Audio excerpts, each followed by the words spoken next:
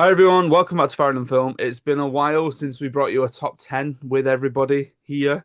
The H is Holly, don't you worry yourselves. We're going to do our top 10, there she is. We're going to do our top 10 films from the 2000s. So we did it ages ago now, where we did our top 10 80s films. That was my And then first ever podcast, that. it was, and you surprised everybody by putting Little Mermaid as number 10. A Little Mermaid is a classic. I will not be made to I'd feel shame for that. And then we did a weird one. We did 1990 to 1995 because I think my idea was we'd then just do every single year going forward, and that just never happened. So we're now going to do the 2000s, which we've all agreed was a very difficult list. And even as I'm looking at mine now, I'm thinking that one could be there, that one could be there. But it is what it is. We'll get to it. The one rule that we have all hopefully stuck to, bearing in mind, thinking back to the trilogies list when Ollie decided to put Alien in as a trilogy, even though there's about 17 films, is that we are only doing one film per franchise. So, for example, if we were to include, let's think of a trilogy that's not The Hunger Games, which won't appear because it wasn't released in the 2000s, you could have said The Hunger Games generally and just speak about one film, but then that means that you wouldn't then put another item or entry into the franchise elsewhere on your list. It will make sense as we get to it, just to sort of Hmm. deter the people kicking off that we've only included. Spoiler alert, we will get to it. We will get to We it. will. I Well, get to it. I get unequivocally, to we it will get to it. pretty quickly actually, with one of my entries. So honorable mentions because we always have honorable mentions. We do. From the sounds of it, there are plenty running around the room. I've got two, so I'll mention my two. So like I was saying to you guys off podcast that Letterboxd has been very helpful in this, in that I've basically just gone on. I've looked at the films that I gave 5 stars to that were released in the 2000s, and I've just reordered them around that way. And the two that fell out of my top 10 as I kept umming and ahhing and rejigging it. So my number 12, if you want to call it that, was X-Men 2, which was very, very close Yeah. as being on my list. And again, it was one of those where it's like I could have mentioned the first one as well because I really like the first one. Could have mentioned Last Stand, but just because it's there. But other than that, not really giving it much time. And then my number 11, which is that one that even as I'm looking at it now, I'm thinking, how is that not in my top 10? Zodiac, the David Fincher film from 2007. Oh, oh, that is a Um, good film. which Mm. I love, I absolutely adore, and it's one of those films that if I'm just sat and I'm doing work or whatever, I'll put it on and I'll just have it as sort of like comfort viewing, even though it's a very, very deep, philosophical sort of thinking film. It's just one of them, along with another film that is very high on my list that I see as sort of a relaxed film. But they're my two. So, The idea of Michael. Zodiac being a relaxing film I is one of the know, but most I tense just enjoy it. psychological I thrillers. just enjoy it. Like I was cooking the other day and watching Gone Girl, and Amy was like, "Why are you watching Gone Girl?" I was like, "I don't know, I just Something like wrong with it. you, man. I just like it on in the background. It's nice." Michael. Um, I've got tons, like literally tons, but I think the big ones that like almost made the list was 28 Days Later. Oh, wow. I think just the opening sequence alone of that is Yeah. just phenomenal. Um, Idiocracy, Hmm. just because you could film that today and it'd be a documentary. Hi-oh! Satire.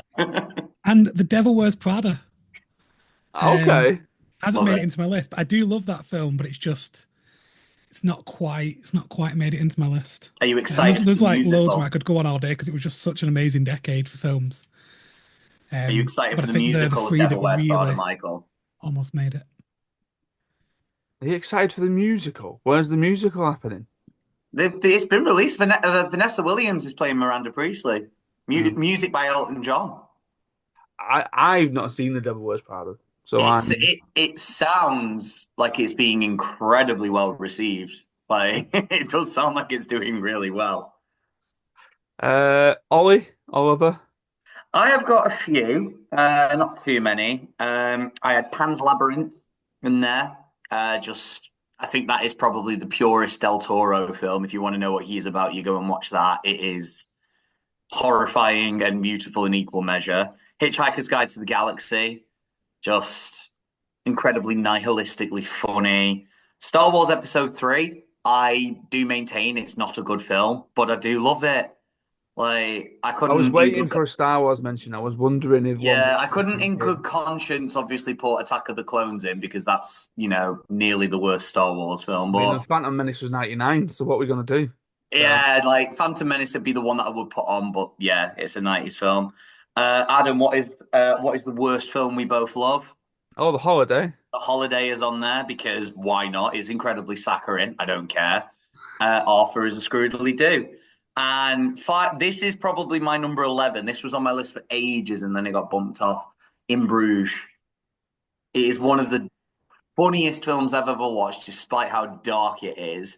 It is perfectly acted. It's one of those you didn't know that Ray Fiennes had it in him to be that funny, whilst also being that threatening. Like everybody just understands it. It's such a good film, and it's kind of a Christmas film, maybe. Mm.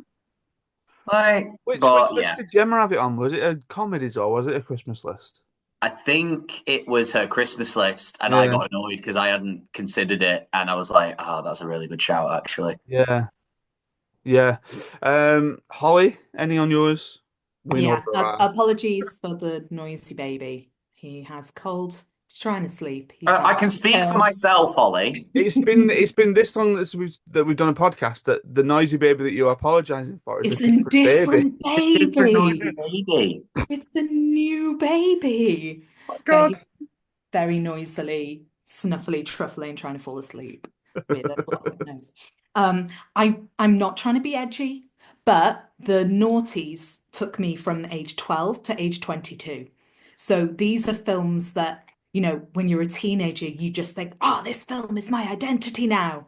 So I found this list so difficult because there are so many films that I just love, love, love beyond logic, which I know aren't the best films. And then I was like, I'm supposed to pick the best films, but I just couldn't not say the ones I love. So there are films that should be on the list, which are only in my honorable mentions.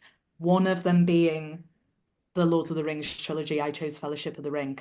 I haven't put it in there because I've only watched them twice, both times in the noughties. So it's almost 20 years since I have seen them properly.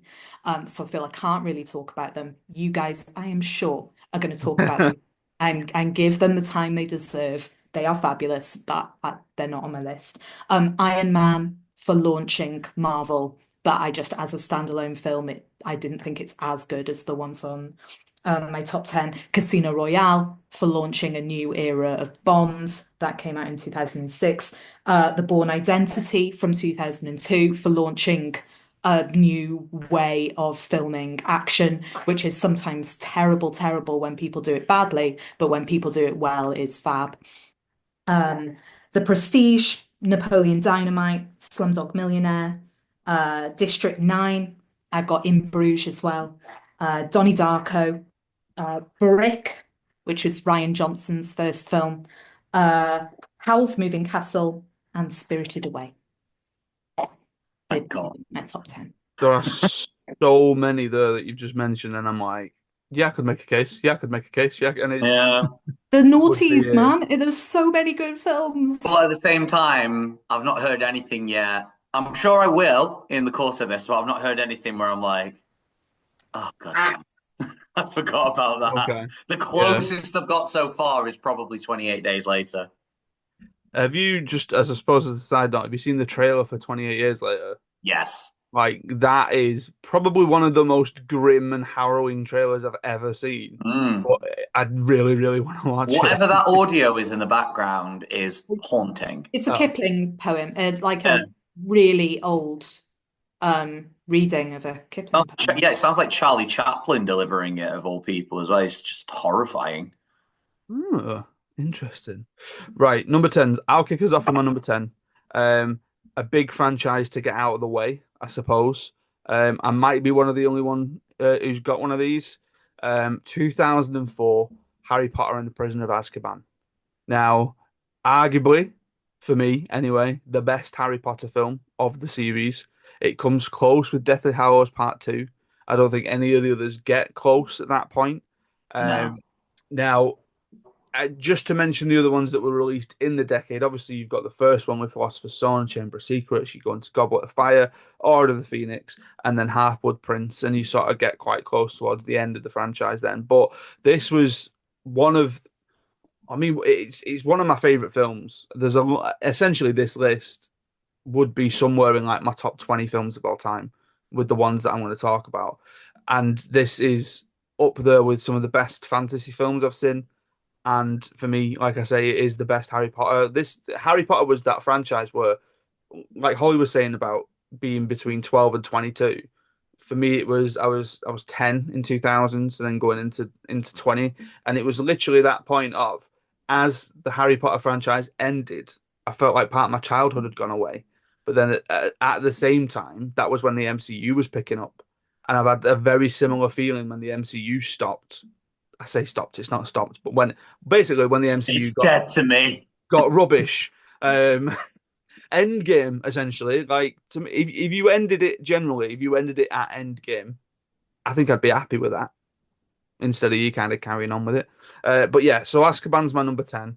It floated around the list. At one point, it was in my honorable mentions, and Zodiac sort of made its way up. But I have such an affinity for that film, even more so that I have now taught it. So I had to taught it to my year nines this year as narrative, because it's quite interesting to look back at it in terms of when Hermione uses the time turner and what it does to the narrative structure and stuff. So my number 10 there is Harry Potter and the Prisoner of Azkaban. That one, ironically, is probably one of the best portrays time travel narratives Mm. visually that I've ever seen. But it was one of those things where I had a student say, but how can she be there and throwing a stone at herself there? Because then isn't there going to be somebody else who's also? And I'm like, don't think about it. Don't think about it. No, but Just that is like allow it. that genuinely is how it would work. Like it always has it has happened. It did happen, and therefore it was always going to happen. And it is that kind of tempo. Like it does it really well. You're treating Like time as a continuous loop at that point. yeah, You yeah. know. Have you not watched Tenet? Yes, I You have. don't get it, you Do you idiot. do you not understand Tenet? No, I don't think Christopher Nolan does either. Um, right, Oliver, go on then. Number 10. It has already been mentioned. It did, and I think this was what knocked In Bruges off. It's Casino Royale. It Interesting. was first outing for Daniel Craig. It was, this is not your granddad's Bond. This is your gritty, like the opening scene of him, very awkwardly beating a man to death and trying to drown him in a sink whilst, sweating a lot. This was not your typical Bond. He wasn't very wisecracky. Action set pieces in it are great, but then that just kind of slow burn of a poker game and the tension that builds up from a game of poker ultimately. And this is obviously the only time Casino Royale has ever been done in the past was a non-Eon film, a non-MGM film, where Orson Welles played Le Chiffre in a very over-the-top performance. Mads Mikkelsen is unbelievable. I love the way I love the things they choose to modernize and the things they choose to kind of keep old school in that they were like, yeah, we're not getting rid of Judi Dench. I know we've got a new Bond, but we're not getting rid of Judi Dench. She is a national treasure. We're keeping her there. I missed the gadgets initially. I did miss not having a scene where he gets, a pen that emits a poison and stuff like that. But I did like the jokes that paid off for that later on. And I am one of those people that also defends Quantum of Solace. I think on its own, it's not a great film, but if you treat it as like a mad action scene that you just tack onto the end of Casino Royale, then I think is good. Because one of the reasons it is fairly low is I do think the ending is a little bit limp to Casino Royale. It's just, they're in Venice and there's a new villain that's never named, and he has the gimmick of having those weird glasses. But getting rid of Le Chiffre almost not nearly halfway through the film almost was a bit sad because he is such a great villain and he's such a great presence, Mads Mikkelsen. But everyone's acting incredibly in it. Eva Green might be the hottest Bond girl because she looks how she does, but she's Settle also hella down. competent. She's also hella competent at her job as well. She's not some bimbo. She is snarky, and you can tell She's that even not though some bimbo. What a way to sort of talk about all the Bond girls that came before. not all of them, not all She's of not them. just a bimbo. She's She's not. not Well, just eye candy. there are plenty of them that are just bimbos. Like, and even the Woo! ones that are presented as, "Oh, I'm a secret agent myself," they're just damsels. They're like Halle Bond girls. Berry is an Oscar winner. I'll have you know. I mean, Halle Berry is a good shout for hottest Bond girl. However, she is given some awful dialogue that she is not a good enough actress to overcome, What's she unfortunately. called? Technically, Anna Jinx. de Armas is Jinx, also a Bond girl. Jacinta And Anna Johnson. de Her friends Armas. call her Like, Jinx. I mean, I was going to say this anyway. Best Craig Bond film? Where do you land? I Because land Skyfall. I do think Casino Royale is probably second, and I I, do like someone saying Casino Royale is the best one does not anger me because I do get it. I preferred the story structure of Skyfall. I loved that they included Q and subverted expectations a bit with it. He felt a bit more. He still felt his own Bond, but he felt a bit more classic Bond in Skyfall. Whereas here, mm, it did feel a bit like they were copying the Bourne Identity a little bit. yeah. Like, The whole but purpose I get that they of had to at the that whole point. purpose of Skyfall was that it was supposed to be a nostalgic throwback. So that was why they threw all those things back in. I err towards Skyfall, but I do love No Time to Die. I did like that. I think that's probably my third favorite, just because it was definitely a big uptick from Spectre, which was garbage. It's fine. Anyway, um, Michael, you're number 10. So my number 10 is technically part of a trilogy, but we'll keep not considering it a trilogy. So Hot Fuzz, and I was torn between this and Shaun of the Dead. But I feel like Shaun of the Dead, that ground's been covered. So much of the ground and that's been covered. Whereas like an action-heavy British police force in a small town, and it like just those little scenes that like him drop kicking the grandma over the fence and the guy falling on the church spire through his name going like this really hurts and all that. It's just so good.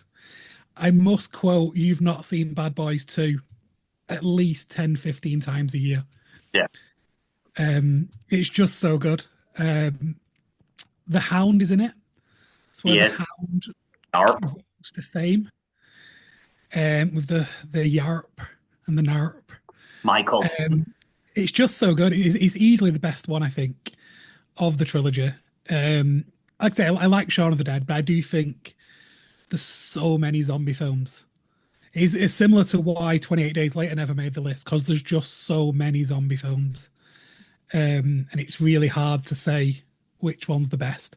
And I feel like now we've got a lot of like zombie comedy, or like, at least with comedy tacked on. So yeah, Hot Fuzz is the one. Yeah. Okay. Yeah. End it there. Holly, Yeah, number 10. agreed. My number 10, I feel a bit bad because I think Hot Fuzz is a better film than this.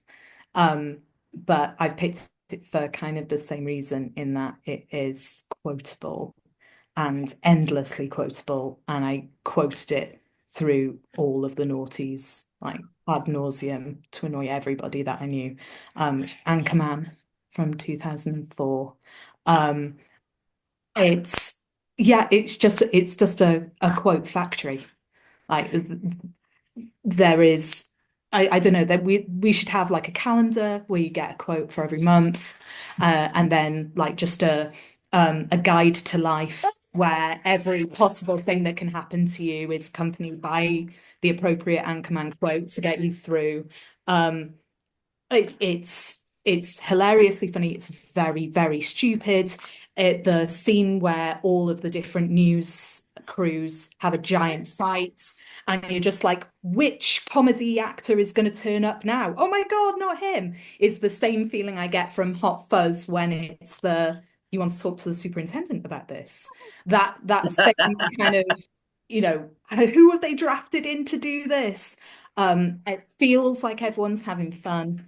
I had a lot of fun watching it. This one is clearly very passionate about Anchorman, as you can hear.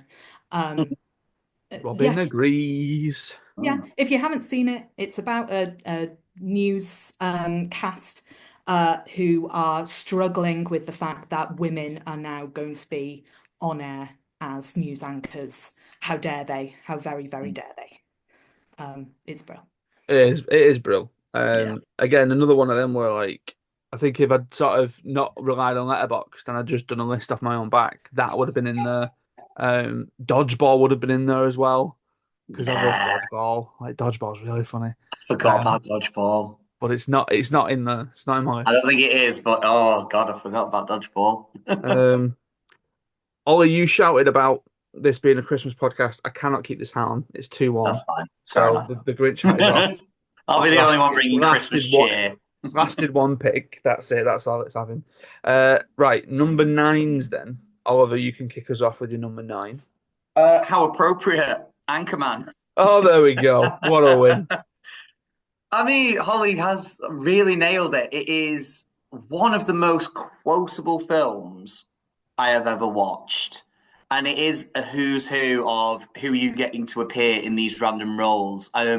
Jack Black appearing as the biker that punts Baxter off the bridge is a favourite. And the glass case of emotion that Ron Burgundy then finds himself in as one of many quotes. 60% of the time, it works every time. I Brick, I've love been meaning. Lamp. Yeah, I love lamp. Do you really love the lamp, or are you just pointing? Did you just see it in my office? Loud noises. Yeah, you, Brick. I've been meaning to talk to you for a while. You should probably find a safe house, lay low, because you're probably I killed a wanted. guy. I stabbed a Brick guy in killed the a heart guy. with a trident. We could do this literally all day. Like me and Georgia have spoken about. Like Anchorman does feel like the last.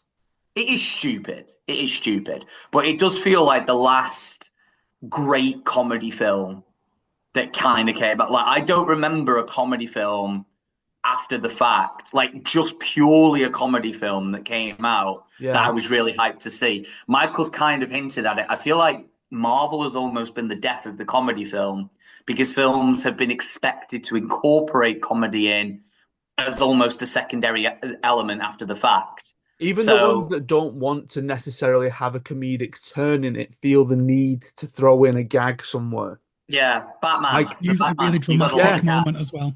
yeah. But like, if you think about something like The Dark Knight, like I remember Nolan coming out in an interview and saying like, there's no space in the film for levity because it's supposed to be doing this thing. But He does then, find one very good moment that I'm yeah, but sure then you when you will look bring at up something, later. maybe when you look at something like The Dark Knight Rises, where there were so many bits where like when Selena Kyle disappears off the So roof that's and what that feels like. yeah, but it's like why did you Mm. feel the need to throw that gag in? Probably because you've just seen 4 years of the MCU and Yeah, but again, but like yeah, I think with Anchorman, it is a purely daft comedy. And yeah. it's quite rare nowadays that you get a daft comedy because instead you get films where comedy is part of the genre, like you say, Mm. but it's also trying to do other things and it's also trying to mention other things and do other things and be a bit more of a social commentary. And I but also think the stuff that is stupidly comedic for the sake of it, like that has been the evolution of television. Like it's more TV series where you have that kind of affinity for the characters. So, and it then allows them to delve into stuff that's a little bit deeper if it wants to. So, stuff like Archer is one of my favorite comedy theories. And I think like BoJack as well. I know it ends up not being very funny at all. It ends up being very, very sad and serious. But like shows like that are where comedy ended up, and people just weren't willing to sit through a feature length like pure comedy. They wanted it bite sized into little mm, chunks, and they wanted their funny sections. And like the closest you could probably get are the Deadpool films, but they even then, I wouldn't just call them comedies. They are action films, and like they pride themselves on how the action is shot, and then it's shot very well in all three of them. So but it's that Anchorman does, it's that type of comedy in that it has to be satirical, it has to be meta and a sort of yeah, reference onto itself, whereas it can't just be daft like an Anchorman is daft. yeah. And yeah, I think we could talk about this for days because I was thinking this morning about, when you like if you're going through reels on like TikTok or Instagram or whatever, like the stuff that gets picked up and the stuff that goes viral, quote unquote, is stuff that just has a daft edge to it and is Mm. slightly comedic, or is something to do with like, oh, look at me and look how great of a parent I've been this morning. But like in terms of genres and in terms of like film and TV genres, it's quite rare to find a good reel that has got like a horror edge to it in a minute. But it could be done. It could be really easily done. I've But seen it done, it's to the be stuff grim. that doesn't get picked up. That's the thing. So Yeah. it's like that's not the stuff that's going to land on you for you. But again, that's a whole other conversation, I suppose. Michael, you're number nine.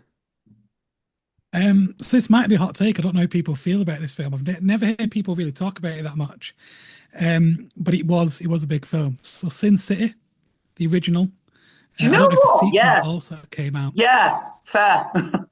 I think you've got the few distinct stories out here that are like little bite-sized stories. You've got that everything's in black and white except the one or two, that Schindler's List kind of style of um Very and I think different the reasons, but cast are yeah. good because I think we've got Jessica Alba, we've got Ron Perlman. Um and it came out like not a lot around about the same time Hellboy came out. So Ron Perlman was pretty big around this time. He's always been Is pretty Ron big, but like Perlman in Sin City? Are you mistaking Ron Perlman for Mickey Rourke? I'm always making Ron Perlman. Oh, is Ron Perlman in the second one? He I might don't be. I remember might be Ron mistaken. Perlman being in it. I remember watching the second one and then admittedly watching it once and then going, "Oh, that was a bit naff, weren't it?" Do you know what? I But might be mistaking him for Mickey Rourke. I'll be honest. To be honest, you're probably absolutely correct there. So That his Mickey is my Rourke, favorite story in there as well. He's Mickey just Perlman. so sad. Is it Mickey that he played? Mar No, Marv, is it Marv? Marv. Marv, Like his story is just so sad and depressing and yeah. bloody. Like, I mean, I love Sin City, and it was one of those films that it was 15. I was 15 when it came out, but it was one of those where it was like, oh, I'm not going to be able to get into the cinema to watch it. So when can I get a hold of a dodgy copy of it? When can I get a hold of this thing for Oh it? no, I got it. You buy a ticket for another film that starts around about the same time. You You walk in. are a you're a pirate. criminal, sir. You're a They never felon. used to pay attention back then, though, did they? There was no one No, that is checking the true. I screens. mean, they Once you're in, used you're to. in. I was still working at the cinema in 2012 when they used to put the name of the film above the door, so then anyone could come in and they're like, "Oh yeah, we're going watching, Peter Rabbit or whatever it was," and it's like, "Well, why are you in Paranormal Activity for? Huh? What's going on there?" Um, my thing with Sin City, I love Sin City. I was I had it spoiled for me, and it was my own fault by a feature that was on the Blu-ray, which was you can watch it in chronological order. And if you watch it in chronological order, it is boring. It just doesn't work. And to this day, I use that as like a sort of anecdote when I'm talking about narrative structure. In that, like, if you were to look at a film like Memento, if you watch Memento front to back chronological order, I don't think it would work as well as it does with everything No. that's spliced in between. And Pulp since Fiction it, would probably be quite boring there as well, wouldn't yeah, it? yeah, and that's the beauty of people messing with narrative structures. So I do love Sin City. I'm well overdue a rewatch of it. But it was one that I definitely had so much affinity for, like in the noughties. Go That on. anecdote about breaking into cinemas to watch other films has just reminded me of an entire franchise, two of which could have easily, and probably one of which probably would have been in my top 10 That's somewhere. because you feel guilty about doing it. No, it ain't. It ain't. It's because I feel stupid about forgetting about some of the more formative films in my childhood. Go on. What is it then? What is it? I will bring it up if someone else does because I feel like someone will. Okay. I reckon somebody will bring one of these films up. Like if they don't, I'm going to be shocked. Okay. Okay. Uh, Holly, you're number nine. So apologies to your listeners and watchers for the fact that I'm doing this, It's all right. It's just a jig. Right. It's fine. and my baby might wake up. Let's Oh. show some solidarity. Excellent. Thank you very much, gents. Thank you. My number nine is Shrek, the first one, 2001. Like with many films which kind of broke ground, Shrek has spawned a lot of horrible, awful, rubbish, mediocre, like children's films which are just kind of destroying uh fairy tale tropes for no good reason. And, but Shrek does it beautifully and brilliantly. When I went to see it in the cinema, and just I had no idea what I was watching. Like, oh, the princess goes into the forest and sings to the bird. Of course she does, except she's singing to the bird to make the bird explode so she can steal its eggs and cook breakfast. Like this, like knocked me sideways. Like this is so funny and weirdly dark, with a strange message that is much healthier than the message you get from your average uh, fairy tale or Disney film, about, appearances not mattering and all this jazz. Um, I think that I really, really loved Shrek so much because I was right at the time, so I was like 12. It was right at the time where I really cared about the opinions of the adults who were taking us to the cinema. And I remember and we went to see Shrek with my mum, dad, and my grandparents, and them all just laughing like drains the entire time. And I was like, oh, this is something special. Like I can tell because the adults are really into it. You wait till I Uh, understand these references. yeah. Yeah. And I still enjoy watching it now. I watched it to death because, of course, as we know, as teachers, at Christmas, you occasionally put a film on. Occasionally. Only occasionally. And in my school, they forgot the meaning of the word occasionally. And in the entire week before Christmas, every lesson was a movie. And I think I watched Shrek 3 times a week in the run up to Christmas in school, and everyone was sick to death of it. So it did kill it a little bit. But yeah, I'm very happily watch it now. It was groundbreaking to have this much more tongue-in-cheek fantasy film for children that was very funny for adults as well. The soundtrack is brill. The voice actors are excellent. And unfortunately, it spawned a lot of pretenders who were not very good. But I think I'm glad it happened. And it's a very good film. Shrek 1 or Shrek 2? One is Two. my favorite. Two. Two is an excellent sequel, but one is my favorite. And let's Like not talk about the Three rest. is the worst film I've ever seen, as I told you on our worst film podcast. two is really good. I've realised as well. I hadn't considered this, which is horrific because I owe a lot to that big green boy. I would never have been a lead in a musical were it not for that big green boy. Oh, there was that big green boy. I was that big green boy. But yeah, two just did such a good job of like avoiding a lot of the boring cliches that sequels go into of, oh, they've broken up since and they're going to rediscover their love for each other. They acted like an actual married couple in Shrek 2. And like when they break apart, it's not because they've had a misunderstanding and they fall out, which is one of my gripes with the first one of that, oh, just because they've even though it is one of the better examples of that, they've misunderstood each other. Whereas here they're manipulated apart, which is quite nice. It makes the villain even better, as much as I love Farquaad and the fact that he is a parody of Michael Eisner. Like, but yeah, the Shrek film and those two Shrek films are unbelievable. And I forgot them too. Oh, bloody hell. Your list is going so well. Yeah, I'm still, everything. I would probably Shrek wouldn't have made it on this just. It would Yeah. have been a very difficult honourable mention. The one that I'm thinking though probably does make it on there somewhere. Okay. Right, my number 9, my first and only Martin Scorsese film that's on my list. This also ended up being the first film that I saw in cinemas that was an 18 certificate that I didn't sneak into. And but purely because we thought it was a 15. We went to the cinema and we said 2 tickets for The Departed, please.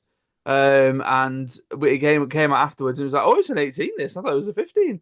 I love The Departed. I think Yeah. it's such a good film, and the performances in it as well. Like Leonardo DiCaprio was Billy Costigan. There was so much around the time of why isn't he being nominated? At least being nominated for that performance. And instead, from the same year, people tended to go for Blood Diamond instead, which wonky accent aside.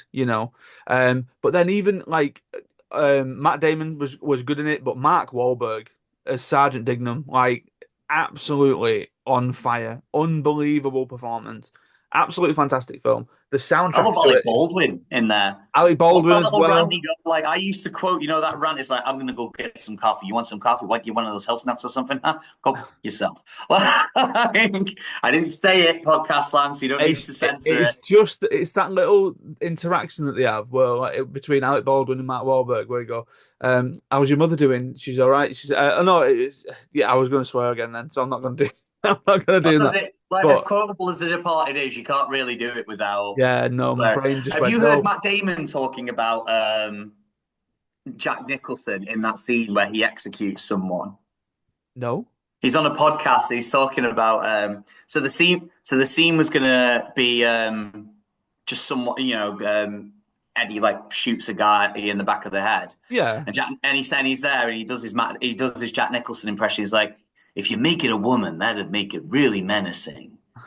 So they made it a woman, and he's like, but if you leave the camera rolling, I could say, hey, she felt funny, like I've done this a lot of yeah. times.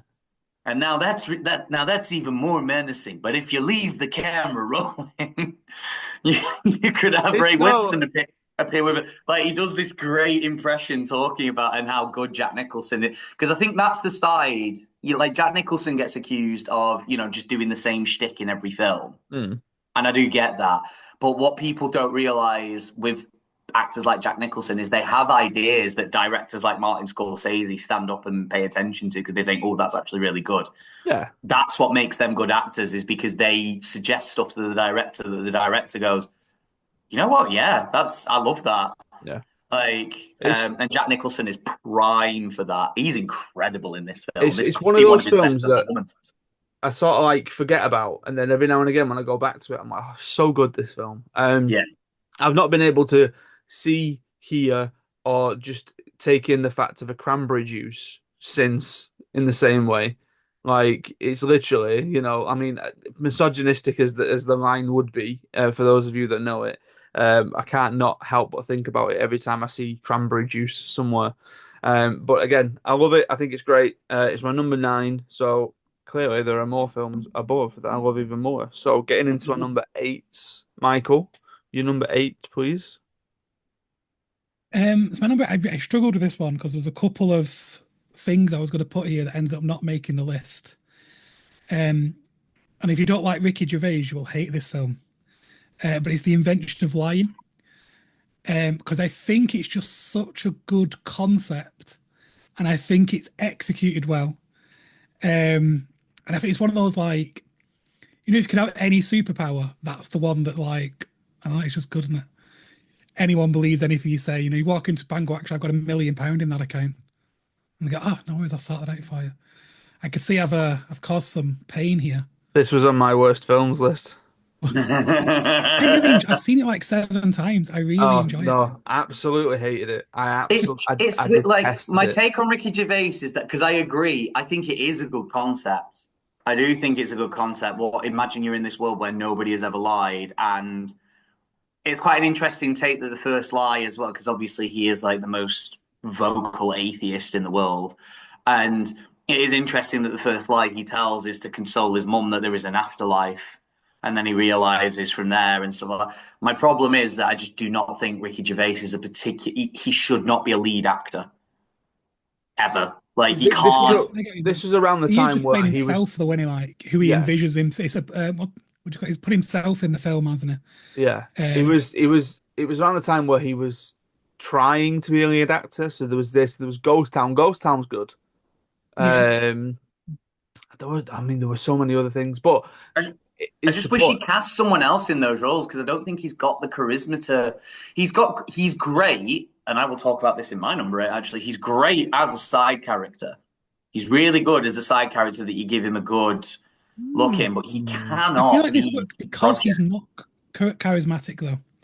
the fact that he has no natural charisma and that he is like, He has to lie just a to, yeah. chubby, not that good looking British guy. You know what I mean? Helps the role because then it's this kind of power, I guess, that helps him still be in a world where that would be disaster because everyone's brutally honest for some reason. And I think the only thing that bothers me with the film, though I kind of let it go, in a world where no one could lie, everyone would skirt around things. They wouldn't just be brutally honest with each other because humans don't work that way. But I don't know, it just works. It works well in that film. And I enjoy it for what it is. And I think every time I watch it, I enjoy it quite a lot. The other thing I almost put on, which is probably a pretty similar, though a bit more universally loved, was Zoolander. For a Yeah. similar kind of, it's just fun to watch. It's a ridiculous film, but like the gasoline fight, Yeah. it's just Yeah. ridiculous. But it's fun to watch, and I enjoy it every time it's on. One of the best ad libs ever, where Ben Stiller forgot his lines, so he just repeated the previous, like, but why male models? And David Duchovny goes on a big rant, and he repeats the line because he forgot it. And David Duchovny was like, I just spent like 5 minutes telling you, were you not listening? And that made the final cut of the film. Sometimes it's the best things that do. Holly, your number 8, please. I've got a lot of children's films on this list. A lot. So this one is Wall-E from 2008.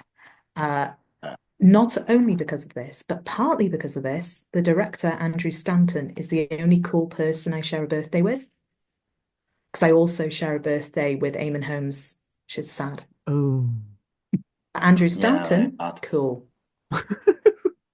I think this was a really, really good decade for Pixar. Not that there's been a particularly bad one, but like Finding Nemo, Wall-E, these are beautiful, beautiful, wonderful films. Wall-E's my pick because I love old films, I love old musicals, and the fact that they've made this futuristic robot romance around the musical Hey Dolly is it's really, really funny to me. I love the designs of the robots. It's beautiful. It's a beautiful, wholesome film that just makes me go, when I watch it.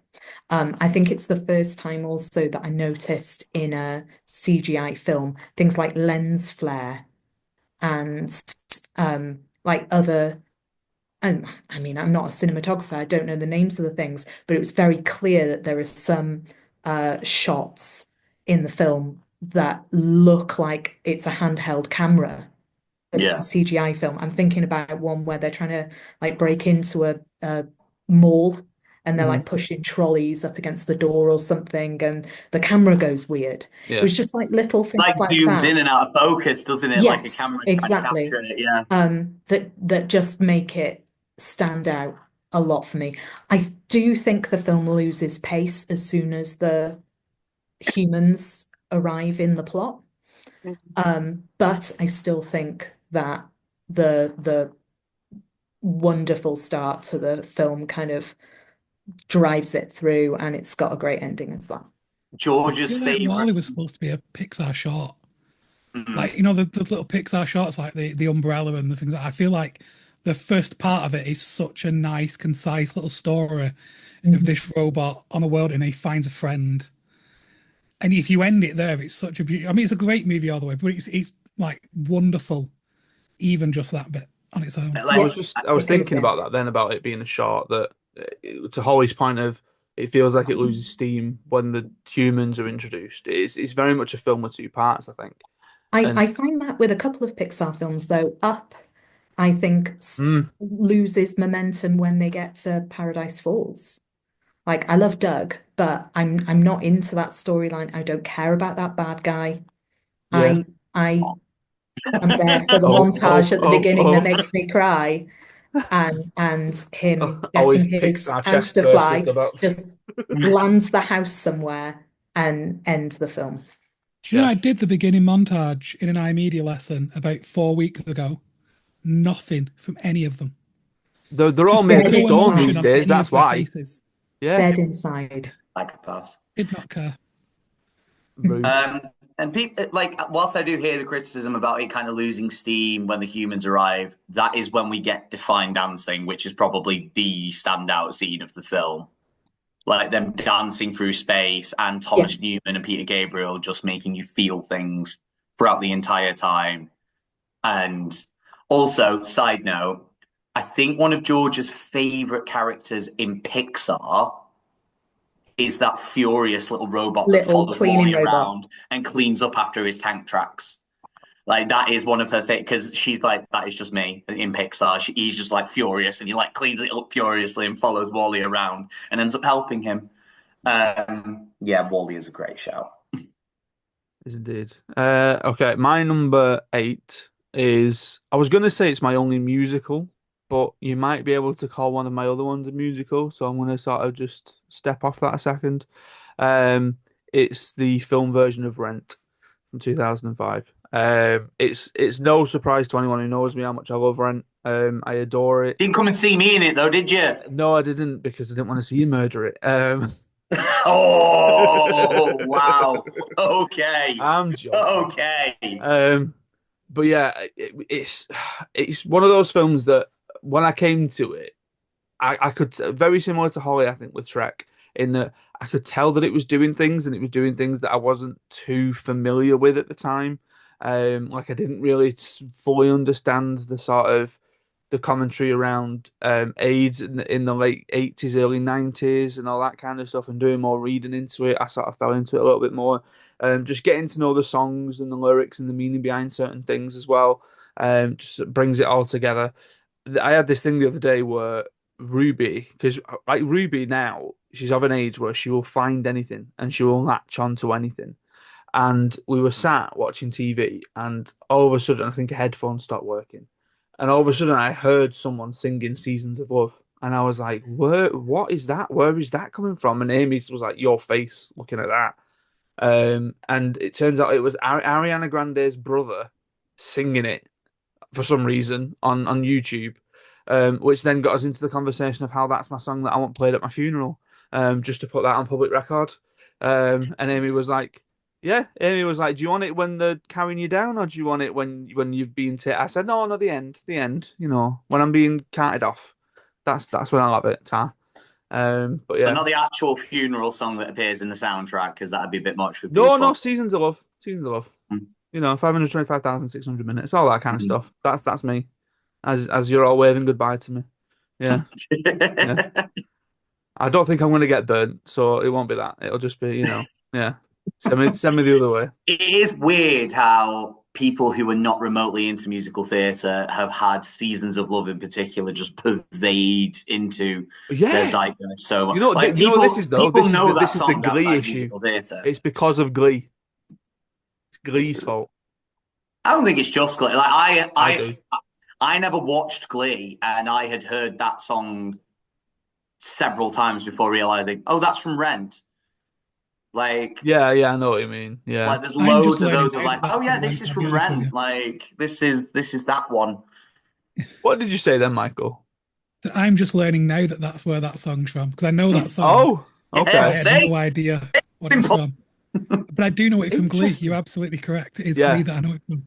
because I mean, Glee was the first one for Glee was "Don't Stop Believing," and it was Mm. like, and that became the thing. You know, I think now it's defying gravity in it that everyone's latching onto at the minute. Yeah, yeah. Kurt and Rachel sing it, Do don't not get me started on Wicked. I will go on a They're rant. they're holding space for it, Adam. Yeah, they really are. Uh, I mean, hang on, Wicked. By the way, the film is very good. they? Mm. I'm The film is sure very I good. loved it. objectively it is. I've got no desire to go and see it, and I am already massively burnt out by everyone treating it like it is the greatest film ever made. It isn't. Shut up. No, it's not. It's not, but it's good. But people are talking about it like that, and that is the press it's Oh, I getting. mean, It's the one that surprised me more than anything is that I'm keeping an eye on Variety because what they do is they do the nominations for the Oscar predictions, and Wicked has been in the conversation for Best Picture for a while, right? But they God's re sake. the weekend of release they changed it, and it wasn't just in the conversation; it was the number one pick for what's going to win Best Picture, um, Great. and Cynthia Erivo winning Best Actress as well. Great. So, which I don't think that's the way that it's going to go, but you know. It'll win the Golden Globe for musical or comedy. Yeah, I was never that big on the musical, and I had to put up with all of my musical theatre mates, like obsessed with Wicked. It's like, oh my God, it's the best musical ever. I was like, I'm no, it's sorry, is this not. the contrarian going against one of the most popular musicals again? Like, I'm sure we've Yeah, had this before with Hamilton. yes, yes. What I This did was like this about was. Wicked, though, is at Do you least it know was a what though? musical Do you know what though? I advertised as a give musical. Hamilton the credit that I can see more of why people liked it. That's the credit I give Hamilton. Like, it's not my cup of tea, but I give it the credit of I will never go and watch it, but I do kind of get why people like it. Are you Wicked, not merciful, Ollie? mm, Christ. I'm going to get off the soapbox because we'll be here all day if I stay on it. Just Is that what it took? Oh my God. Would have said it much sooner. Right. Ollie, go on, what's your number eight? my number eight is. I feel like it is a very underrated noughties classic, and it is one of those films where when you hear it, you think, "Oh yeah, that was a good film." My pick for it is quite an emotional one, and it's Stardust. Stardust is one of those films where you watch it and you think, do you know what? There's actually nothing wrong with this film. Like, it's very tightly written, it's really well acted, it's the performance is great, the music is great, the sets are great, the world building's great. It's just one of those like weirdly forgotten gems of the 2000s, and it is a somewhat emotional pick for me because it was one of my mom's favorite films, and that like she would just howl laughing watching this film to the point where the song that was played as she was being carted away at her funeral was "Rule the World," which Take That wrote specifically for this. And for the longest time, I just couldn't watch this film because it was just a bit much, really. How And is that in terms of the replayability of that song? Because that's a song that comes up a lot.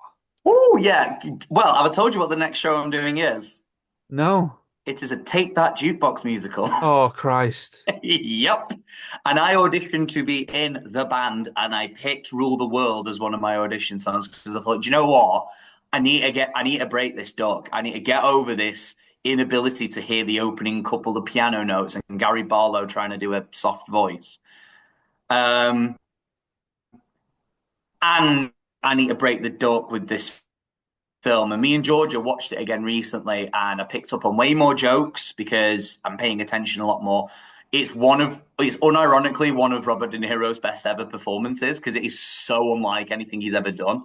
Um, it is such a good film. I'm pretty sure it was. I don't know if it was his first. It was one of Matthew Vaughn's first big films, and you can see that kind of because Marv produced it, so it was all over like that kind of Kingsman energy, very similar music throughout it. Like you can see his fingerprints all over it. And obviously you get the start of like some recurring actors like Mark Strong appearing in a lot of his films as well. Taron Egerton would have been Tristan if he was around at the time, you know. But yeah, Stardust is a great film. And this is what I was talking about before. Ricky Gervais is in it. He's excellent. He's this weird, sleazy merchant, and he's got to be a bit snarky and he's really funny and he's excellent in this film as a bit part. I don't know if it was his Completely first forgot. film. Sorry, go on, Harry, go on. Sorry, I completely forgot he was in it. Yeah, and he's really Well, good in it. I totally forgot that you mentioned that until you re-mentioned it again then. Bringing it all around again. Bringing it all around. Look at you. Mm. Narratives. Yeah. I forgot what I was saying. Don't matter. Oh, Matthew Vaughn. Yeah. So, I don't know if it was his first film, but I can't think of anything that came before it because I remember the big one at the time being, because this is what she was referred to at the time in 2007. Jonathan Ross's wife wrote it, Yeah, and then yeah. since then it's become a Jane Goldman script instead. Mm. So yeah, I'm going to be totally honest with you now. I've never seen it. It's if you're up for like a low stakes, fun, well acted, well written, other than people falling in love within 3 days, fantasy adventure. Like I do wonder and if like Ruby would enjoy it actually. falling in love in 3 days, they managed to do it a damn sight more organically than most Disney films that we have been completely fine with them doing it in. So Okay. whatever. It's great. It's really, Great really film. good. Yeah. I had it on the long list and it just didn't make the top 10, but I I really will add love it to the Stardust. watch list. Number sevens, Holly, you number seven? Okay, I haven't put it at number one, and I wasn't going to put it in the list at all because I don't want to bore you, but that would be wrong. That would be a lie. I'd be lying to myself and your audience who are expecting me to talk about Lagan. So, Where's my cricket bat? Disappointed. number seven Disappointed. is What is it not Lagan. doing a number one, Holly? Stick to your I convictions. I wanted to justify it though. So I went on Rotten Tomatoes and I knew I wasn't going to put a Lord of the Rings film in the top 10. So I looked up the Rotten Tomatoes scores for all of the Lord of the Rings films. So Fellowship of the Rings got 92, Two Towers got 95, and Return of the King got 94, and Lagan got 95. So Smaller audience. It's easy to sway statistics that way. shush, you. Shush. No one's going in review Smaller bombing Lagan. audience for a film made by the largest film industry in the world, Hollywood. Don't think so. Not the largest audience, though. I bet it was. I actually bet it was, Stop Ollie. it, Oliver. I like Look it up. Lagarde as well. I like Lagarde. I'm just Okay. like shithousing. But again, I've talked to death about Lagan. It is a sports movie. It is the best sports movie that has ever been made. It But would be I hard to couldn't argue with think of that. anything. Shush you. I'm being nice. I'm saying it'd be hard to argue with that. It probably Thank you. comfortably is. You have Thank been you. I shushed. I didn't hear what you said. I just assumed you were being cruel. So I just see. went for it. But I decided I would find someone else talking about it to share instead of my thoughts again. So Roger Ebert watched it when he was around and he gave it 3.5 out of 4.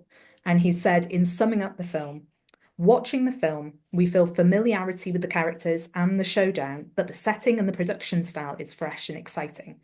Bollywood has always struck a bargain with its audience members, many of whom are poor. You get your money's worth.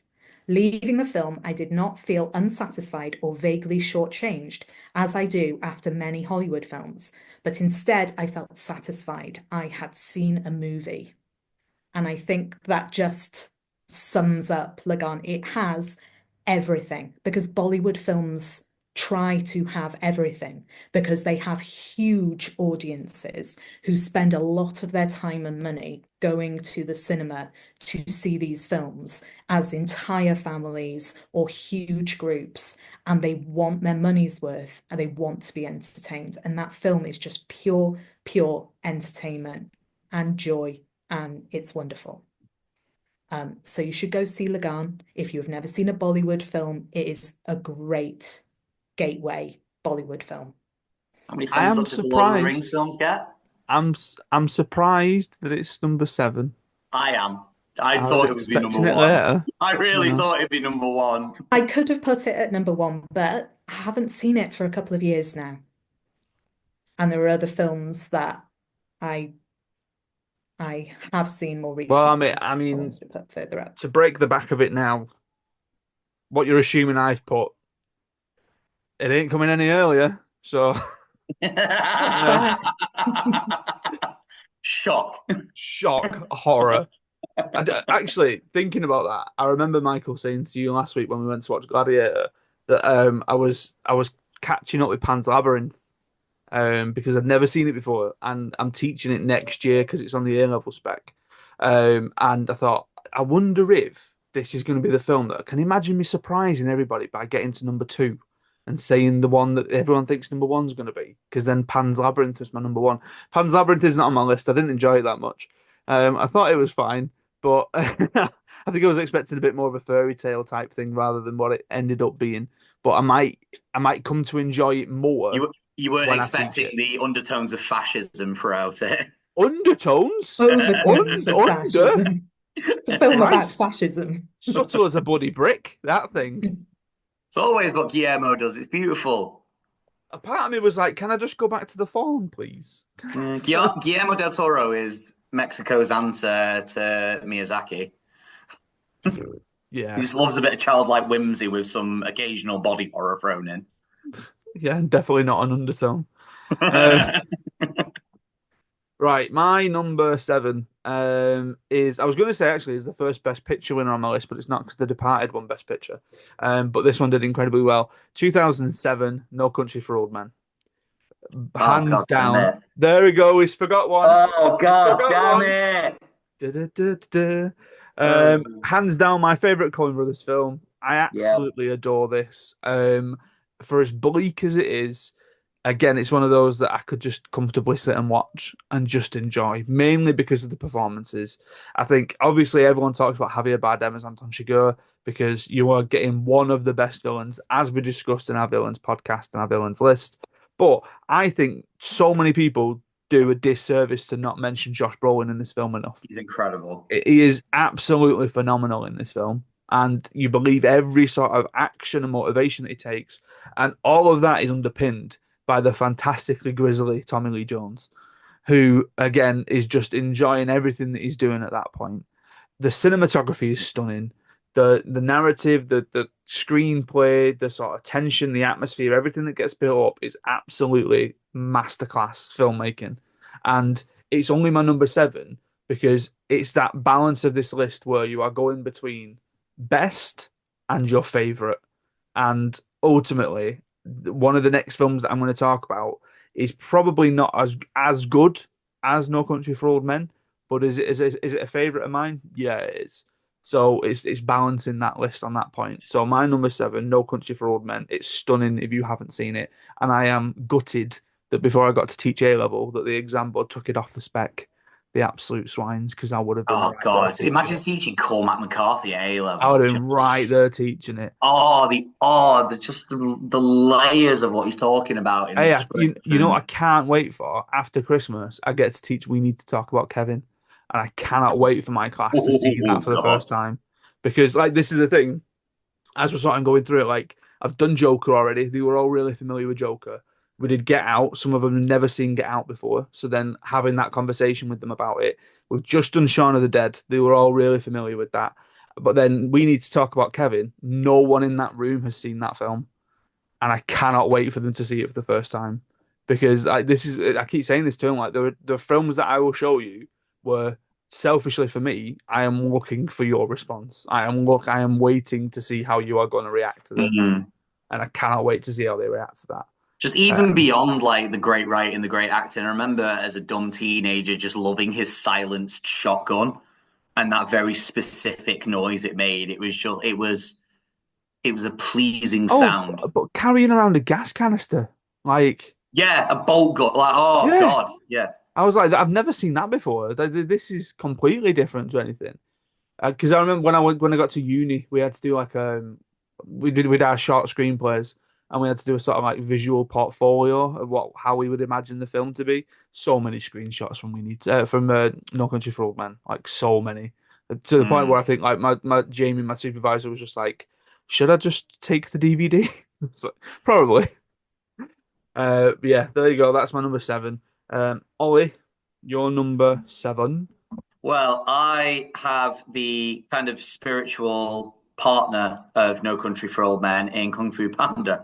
Of course, of course. Yeah, they go together like cheese and wine. I knew I was going to pick a DreamWorks film. Shrek 2 was obviously in contention.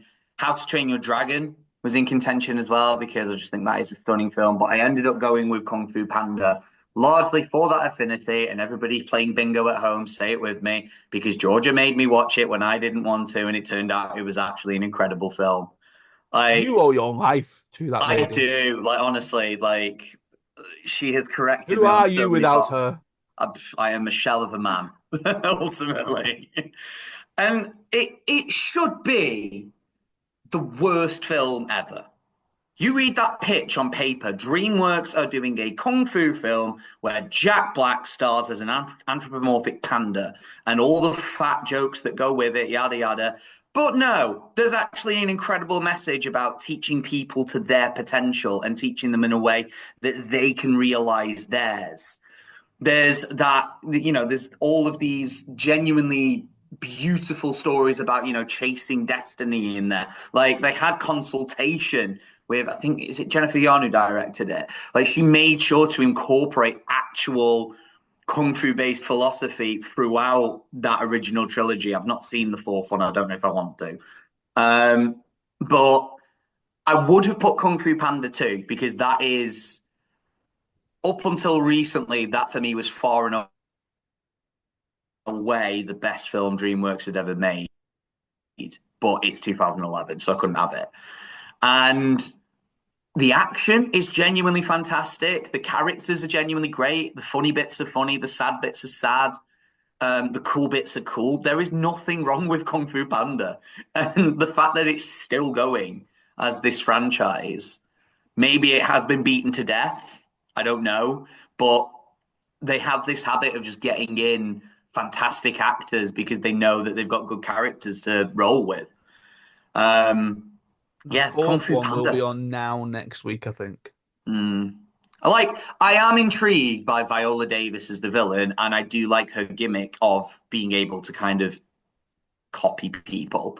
But the Aquafina character put me off pretty quickly. Just, yeah, I'm going to do my Aquafina thing. It's like, I've seen this in about I 5 minutes. enjoyed your slight dig at DreamWorks in the start of that. Like, if you look at the pitch, DreamWorks are producing straight away, like, the assumption that because it's DreamWorks, people aren't going to like it. They are a bit hit and miss, though, like, as proven. Like, Shrek 3, terrible. You Monsters, you Monsters and did Aliens is a bit mid. Like, you did remind me that I've not asked you. How to Train Your Dragon live action? I wasn't sold, and then the trailer actually does look good. I could buy it. I like how Toothless looks in it. I like that he's not a copy, but they've not gone and tried to make him like, Game of Thrones style Original dragon. Sonic the Hedgehog. Yeah, yeah, they haven't needed to. Yeah, they haven't followed through with that. But like, yeah, I could buy it. I hope they do something a bit different with it. It But looks shot for shot to me. And I know which, when you remake a beloved film, you're between a rock and a hard place. Like, if you don't do shot for shot, people will be like, why did you change anything? And if you do make the film shot for shot, like, why did you bother? yeah, Um, it's a rough one. I'm hoping it's good, but I just see no need for it whatsoever. I just had a panic because I was like, oh my God, How to Train Your Dragon, but it's 2010. So it's safe. Just mm. I would hope that they evoke something like a Peach Dragon with it because I really enjoyed the live action Peach Dragon, and I think it did something really interesting. So I hope that they're going to follow suit. Yeah, it'll be difficult to do it completely shot for shot as well because there's a lot of very cartoony things that happen to our human characters where we'll be like, no, you would die. Well, You're that's a real the person. yeah, but Like, that's a problem. yeah. Like Yeah. it might if they're doing a almost shot for shot film Then it's like, yeah, and you're gonna missing die. out some of the fun stuff, again, Mm. even less of a reason to remake it. Yeah. Very aware that I've just said a live action Peach Dragon as opposed to the live action with a cartoon one. Remake of Peach Dragon. I enjoyed the remake. Oh yeah, the Michael, first one is. your number 7, please. Yes, my number 7 is my only non-English language film. There is an American version, which is it's all right. Oh no. It just reminded me of another film, and you might be about to say it now. So it's Oh, Let the Right One In, I know. which is very much the monster's not the monster, the humans are the monsters kind of film. I think it's one of the first ones of its kind that I saw. So I was 19 when this came out. I think it's also the first foreign language film I ever saw at the cinema. Because a friend of mine said, I was like, no, you actually need to go and watch this. It's really good. And it's just fantastic. The cinematography is really good. It's really capturing that kind of really dark side of humanity, where like the girl in it who's a vampire, but she's a child, is literally like the victim in so many ways. And you kind of see that as the story goes through, it becomes really, really clear that actually all these adults around these children are just really bad people. And it focuses really well on like poverty and small towns that are cut off from cities and the effects of that. And I think it's the first really adult film that I watched that had themes that like would have gone over my head if I'd watched it younger. And probably did at the time. To be fair, I've seen it again like in my mid to late 20s and had a completely different take on it. Because there were some things at that age were like, this is unrealistic. The people like that don't exist. And by my late 20s, I unfortunately knew different. But no, it's just so good. The American remake is like if you don't like foreign language films, it's called Let Me In. Is good enough to watch. It's not quite as good as the original, but if like you don't like subtitles and you enjoy horror and like social commentary, it is still a really good kind of shout. Yeah. Is that the I was, one with the swimming pool scene? mhm. Right. Yes. Yeah. I Yeah. I very nearly taught this in a few years ago. It was on the spec. It was on the GCSE spec, and it was between this and Sotsi. And I watched it over half term, and I was on board with it for so long. Like I enjoy it. I think it's a really good film. And I was on board with teaching it for so long with the cinematography, and I thought, oh, the kids are going to be able to talk about so much. And then when it got to that scene where Oscar realizes that she is a vampire and the sort of castration that you see and all that kind of stuff, I thought this is not a film that I can that I can teach because I think our kids are going to have the adverse response to that. And I definitely don't want anything to distract them from what they need to be doing in the exam. I Um, hadn't considered foreign language films, and I'm really angry because I've just thought of two that would easily make my list. I see I haven't got any, and I'm trying to think of like of the ones that I really, really like. They were all sort of 2010 afterwards. So, Old Boy would probably be on there for me somewhere, Yeah. and Wreck would probably be on there for Yeah, me yeah, Rec somewhere. is a good shout. See, but for me, like I'd be if we did a top 10 2010s, like the Raid would be up there, you know. Yes. Well, the Raid So 2. The Raid 2, because yeah, I'm only allowed one per franchise, and that one yeah, is oh somehow yeah, better. yeah, yeah. I was thinking that Michael was maybe going to go Girl with a Dragon Tattoo because he said there is an English language remake. Yeah. Because I mean, again, that was one that I did debate, but I much prefer the Finch version. And I suppose if I'm being nitpicky, originally it was released as a TV special. So you know, call it what you will. Yeah. Um, right, number six is to end this first part. I'm going to go because it's going to be very quick because we've already spoken about it. My number six is Hot Fuzz. Uh, I've say again. can I jump in now? Because Yeah. my number 6 is Hot Fuzz as Oh, well. there we So let's go. save some time Ding, and ding, do ding, it. ding, ding. I'm writing Ding, ding, ding. everyone's down, and I'm trying to do a thing of like, oh, how many have crossed over? And there's not many, to be fair, so far. Yeah, Much less than I thought there would be. it's Um, Hot Fuzz and Anchorman so far, Hot I'm Fuzz pretty and sure. Anchorman, that's literally it. Yeah, because again, just to mention Sean, because obviously I've just taught Sean. Um, Sean is a really, really good film and works Yes. very, very well. In terms of everything that it's trying to do. But Hot Fuzz, just for the sort of rewatchability, the quotes that Michael was mentioning before, and like everyone just literally sort of you can mention something like the key one is, what do you mean you've not seen Bad Boys 2? Bad Boys 2 or Point Break, which one do you want to watch first? But like I love the Andes stuff. Where Yes. I bet you're The wondering Andes why are we call them brilliant. the Andes. They're both called Andrew. Oh, they said you were good, you know, and And Everyone talking and to their him is an uphill mums struggle, bin to the every head. one of the mums is packing is round packing here. around here. Like who? Farmers, You've farmers' got mums. you've got a mustache. I know. I I know. never appreciated Olivia Colman in it before, and I Oh just Yeah, yeah, you watched it forget a that couple yeah, she's of in yeah. months it. ago, and I was like, she's hilarious in it. Yeah. It's the bit in the supermarket where Rafe Spall's Andy goes mad because he's just seen what he thinks is Andy getting shot. It's all right, Andy. It's It's all just right, Andy. It's just bolognese. Yeah. bolognese. But yeah, like I love Hot Fuzz. It's my number six. I adore Admittedly, Fox too. the Yeah. list that I am looking at, it's my number five, but I have just rejigged it slightly, just as a sort of affinity thing. But yeah, Hot I, Fuzz. I love as well that the police have come out and said this is genuinely one of the most accurate portrayals of what it is to be a policeman in the Yeah, UK. paperwork. It's like people coming out and saying Scrubs is one of the most accurate depictions of being a doctor in America. Like it's these comedies that actually the humor is derived from. We are going to microanalyze every aspect of these people's jobs. And no one, the police do not kill anyone in that film.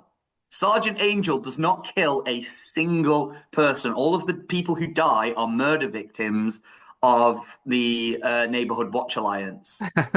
That It was the is, point, though, wasn't it? He wanted to make it like the British police force. Like he really wanted to portray the British police force as they are. And yeah, he pulled it off really well. That you but go also from have them like, whipping out a bunch of European weapons, yeah, which you go from full-blooded war, and then right at the end, it's like, oh, come on, we got a lot of paperwork to fill out, and everyone's like shaking their hand because they're getting it is cramped the in it. cameos as well that don't that like barely even show their face. Peter Jackson is the Father Christmas that stabs him through the hand. Kate Blanchett is his ex in a Well, CSI smock. there was a thing on Kermode Maina recently. Kate Blanchett had just been in a film called Rumors. So they did this thing where it was like, what is everyone's favorite Kate Blanchett performance? And loads of people were texting. One person put Hot Fuzz. You can't Yeah. even tell that it's her. And I was like, really? Of Yeah, all the films that she's done. she just blends into the role. Yeah. She's that good. I do Like think as Gary well Oldman. as much as I love, I don't know how Hall feels about this. As much as I love Timothy Dalton's Bond and his like serious Fleming-esque take on Bond, I do think this is his best role Oh, because Simon Skinner. Come on. he's having such a blast as the panto villain It's of this film. leaving teeth marks in the furniture. I think that's the Like, like. so good. I think if this film had come out 10 years earlier, Tim Curry would have been Simon Skinner. Yeah. Yeah. And like you wouldn't have it any other way. Just before he just becomes another crime statistic, he's just letting himself be so Welsh. It's great. Like it is such a good film. It's so Hot funny. Fuzz. Just yeah, Um, right, well, that makes it easier for me and you, Ollie. yeah. Michael, what's your number six? My number six is kind of like Anchorman. I've gone off quotability, how often I quote it, and just how much I've rewatched this film. It's not Anchorman. It's Mean Girls, Nice. the original Mean Fair. Girls, Yeah. because like the amount of times like that I've rewatched that film, and every single time I notice something else that's hilarious in it. Oh my God, Danny DeVito, I love your work. And it's just such a good, like, from start to finish, it's such a good film. Um, I think everyone just knew what they were there to do and did it really well. Um, and yeah, and just like, oh my God, Karen, I can't ask them why they're white. And her Well, you're subject from is Africa. Then why are you Yeah. white? It is stuff like that that reminds me that Amanda Seyfried is actually a very good actress. Oh, Because like yeah. so far removed, Yeah. Karen is so far removed from who she is as a human being. I mean, But I am guilty of purposely wearing pink socks on a Wednesday. yeah, So I'll just, I'll weird be seeing the honest, original if there's voice a of Wednesday Meg and I Griffin remember as it's a well. Wednesday, I will gravitate towards a pink shirt. Yeah. it is great. I'm doing it next half term with year nine because we're doing a comparison between that and Clueless. Because like one of the things on the exam, the GCSE exam, is a comparison between Rebel Without a Cause and Ferris Bueller's Day Off as being from the same genre. And I thought Clueless and Mean Girls would be a pretty decent thing to Get Heather's look in between. there. Well, I debated Heather's, but I didn't know if it would go over the heads a little bit too much. And because the year nine, I had to stick to 12s. So Oh yeah, Heather's does have a lot of murder. a lot of murder. Lot of murder. Um, right. So, Holly, is this the bad time? Just managed to keep him quiet. You're number six, if you My can. number six, I think, is my last children's film. And it's the one that I hastily added into my list at 9:15 this morning, because I completely forgot about Studio Ghibli. Spirited Away, Howl's Moving Castle, and Ponyo were all noughties films, and the one I've Oh yeah, chosen is Ponyo. yeah, fair. My favorite is Howl's Moving Castle. I think the best one is Spirited Away, but I've chosen Ponyo because I have a 2.5-year-old, and he has recently he loves telly. I mean, he's a complete telly addict. and he has the attention span for TV, nothing else, to actually watch a short film. And he absolutely loves My Neighbor Totoro, Kiki's Delivery Service, and Ponyo. And one of the greatest kind of pleasures as a parent I have had so far is sitting watching Ponyo with him as he just screams in delight when Ponyo's running on top of the fish, when the tsunami happens, when the Ponyo makes the boat bigger, when the all the little fish sisters that she has eat the bubble that she's in. He's sitting there going, bubble, bubble, bubble. It's lovely. But as a film, a kind of Japanese version of The Little Mermaid, modern Japanese version of The Little Mermaid, it is incredibly weird and different, but just really, really beautiful. A really, really beautiful film, particularly for preschoolers, because the main characters are preschoolers. The all of the emotions in it are gentle and understandable and sweet, and very little bad happens in it. There really aren't that many stakes. It's a strange one. The one of the characters who's, I guess, the bad guy, but there isn't really a bad guy, talks about how if this doesn't happen, the world will end. And it's so incongruous because the film is just so lovely. You don't feel that the world's going to end at any point during this film. It's just two little kids playing and having fun and being best friends in a really wholesome way. I love it. Pretty sure as well the villainous over because he's talking about the magician Liam Neeson. Yeah. I'm pretty sure because this was raised as a bit of a complaint, like the villainous overtones of what he said was added to the English dub. Like in the original Japanese language, he's just like he's like a caretaker, and his daughter goes missing. There's nothing villainous about him at Well, all. he's the Japanese version of Triton Yeah, and Ursula. They've just combined those two yeah. as But he's not villainous. characters, I'm which is pretty sure really in the Japanese interesting. language version, he's not villainous. He is in charge of the scene. He's a bit cold about it. Yeah. Yes. But like that's the only villainy you can ascribe to him. I Ponyo do, doesn't like him. yeah. But yeah, in the same way that a preschooler might not like their parent that gives them Yeah. rules. Like Well, that's it. that's the beginning. I'm Yeah. pretty sure he has a line about taking over the world at one point, or like you said, the world or ending the world, and like He's I, he's waiting to re-oceanify the world. yeah, I do He much doesn't prefer have enough Ponyo power to to do it like yet. Spirited Away because it's a hot broth of a film, isn't it? You just sit down and it comforts you and it nurtures you. That's all it tries to do, and it does it. It does do it very, very well. I much prefer like my Miyazaki scale is I like the really childish stuff, or I like the really epic stuff. I'm not a fan of the stuff that seems like it's trying to do both.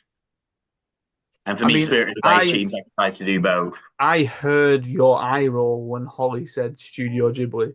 Yeah. So I forgot that she had discounted Spirited Away and Howl's Moving Castle, and then I remembered, oh, she's going to talk Ponyo. Okay, fine. I like Ponyo. Thank you. right, okay, so that wraps it up for the first half. We are going to be back very, very soon with the second half. For all those people who don't like podcasts going too long. Sam, make sure you have a rest. Have I a little know. Have a sleepy. breather, you'll be okay. Yeah. So stay safe, look after each other, and we will see you on the next one.